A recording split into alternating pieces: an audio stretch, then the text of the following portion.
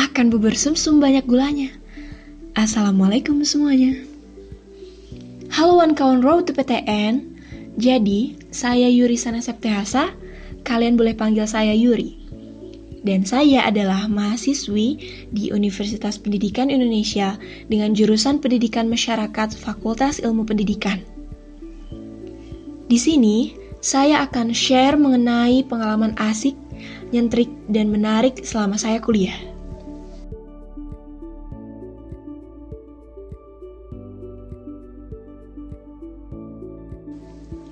Oke, langsung saja. Bagi saya, masuk PTN itu adalah impian yang saya gambarkan saja. Jeng jeng, inilah dia gambarannya dengan mengandalkan duit, doa, usaha, ikhtiar, dan tawakal.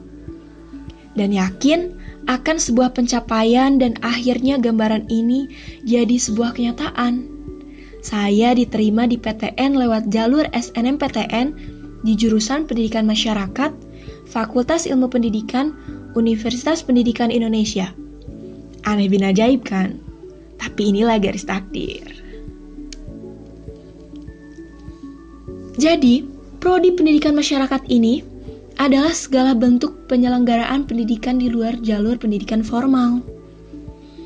Apa saja sih pendidikan formal itu?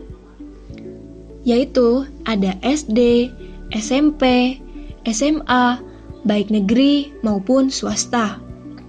Sedangkan penyelenggaraan pendidikan masyarakat ialah adanya PKBM, Pusat Kegiatan Belajar Masyarakat, yang di dalamnya terdapat paket A, paket B, paket C, yang setara dengan SD, SMP, dan SMA di pendidikan formal. Contoh lainnya adalah pendidikan keaksaraan, kelompok tani, lembaga pelatihan kerja, sanggar kegiatan belajar, majelis taklim, ekstrakurikuler, dan lain-lainnya. Yaps, setelah saya masuk perkuliahan ini, pastinya tidak berhenti untuk selalu menggambar. Ya, menggambarkan strategi atau kiat-kiat untuk menjalani kehidupan di perkuliahan. Yang pertama, yaitu manage biaya selama ngekos dengan menggunakan teknik nyemis. Senin Kemis. Ya, puasa Senin Kemis. Duit aman, pahala mengalir. Yang kedua yaitu kena kultur shock. Ya pasti, ketemu teman dari berbagai daerah dan budaya. Triknya apa sih? Ya SKSD. Sok kenal, sok deket. Keep humble, agar kita punya jaringan komunikasi yang baik dan merasa punya saudara dan keluarga di sana. Yang ketiga yaitu saya selalu membuat set goals per semester. Dicatat di buku jurnal harian. Mau IPK berapa? Misalnya IPK 3,85 semester ini, semester 2, semester 3. Lalu saya akan aktif di kelas, aktif bertanya, menanggapi, dan menjawab. Gitu.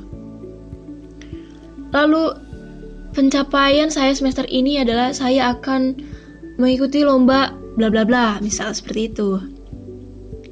Lalu yang keempat adalah kerja tambahan. Kalau saya kerja tambahan di sanggar dan beberapa kafe jika itu ada waktu-waktu yang kosong untuk menambah pundi-pundi percuanan atau peruangan. Selain itu, di semester-semester awal itu wajib sekali mengikuti ekstrakurikuler atau UKM biar enggak kupu-kupu. Kuliah pulang, dan kita tidak dapat jaringan luas dalam pertemanan. Yang kelima, yaitu saya selalu membuat list evaluasi perharinya sebelum tidur. Maksudnya seperti apa sih? Nah, saya punya satu buku catatan evaluasi diri. Saya tulis di situ tuh sebelum tidur. Saya ngapain aja? Selama perkuliahan saya bertemu siapa saja, saya bermain dengan siapa saja, saya tertawa dengan siapa saja, sampai pada akhirnya saya sudah melakukan hal positif dan bermanfaat apa saja sih? Nah, seperti itu.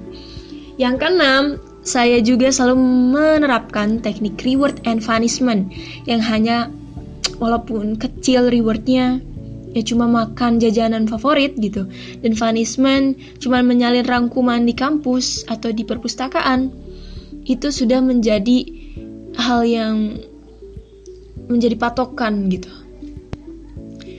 Semua di atas ialah hal yang begitu menarik di masa perkuliahan tatap muka. Tapi kita tahu sekarang ialah transisi dari tatap muka menjadi tatap maya. Haduh, semua distrek situasi menjadi-jadi, menggoyahkan jiwa semangat belajar kita. Tapi saya selalu berusaha untuk tetap menyamakan mindset agar tetap terjaga semangat belajarnya. Up and down pasti ada, tapi luar biasanya masa pandemi ini malah melahirkan ide-ide adopsi yang terbaru, yang membuat beberapa kreasi cara belajar yang unik. Ya, kita bisa share melalui media sosial, dan itu membuat inovasi baru yang menurut saya sangat menarik, yang harus selalu dikembangkan walaupun suatu saat akan terjadi pembelajaran tatap muka kembali. Tapi inovasi itu harus tetap dikembangkan. Dan kuliah bukan tentang ilmu pengetahuan saja yang kita dapat, tapi pengalaman hidup yang harus kita jadikan pendidikan sepanjang zaman. Kuliah bukan penentu kita mau jadi apa, tapi tentang kita akan membuat apa setelahnya dari pengalaman yang kita temukan dari segala keilmuan. Yaps, jadi sudah jelas, yakini saja setiap usaha yang kita jalani. Masalah hasil, ya kita cuma pemain peran di bumi ini. Setting takdir terbaik ditentukan oleh sutradara kehidupan, yaitu Tuhan kita. Betul. Oke, saya pamit undur diri. Terima kasih, kawan Road to PTN. Assalamualaikum warahmatullahi wabarakatuh.